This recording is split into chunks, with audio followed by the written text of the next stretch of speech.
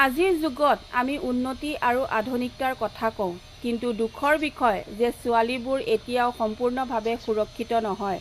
প্ৰতিদিনে বহু ছোৱালী ঘৰৰ বাহিৰলৈ ওলাই পঢ়া-শুনা, চাকৰি বা নিজৰ সপোন পূৰণ কৰিবলৈ আগবাঢ়ে, কিন্তু বহু সময়ত তেওঁলোকে অসুৰক্ষা, অত্যাচাৰ আৰু ভয়ৰ সন্মুখীন হ'ব লাগে। এইটো কিন্তু কেৱল এটা পৰিয়ালৰ সমস্যা নহয়, গোটেই সমাজখনৰে সমস্যা।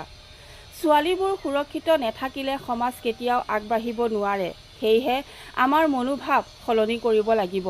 ছোৱালীসকলৰ সন্মান কৰিব লাগিব আৰু তেওঁলোকৰ অধিকাৰ সুৰক্ষিত কৰিব লাগিব।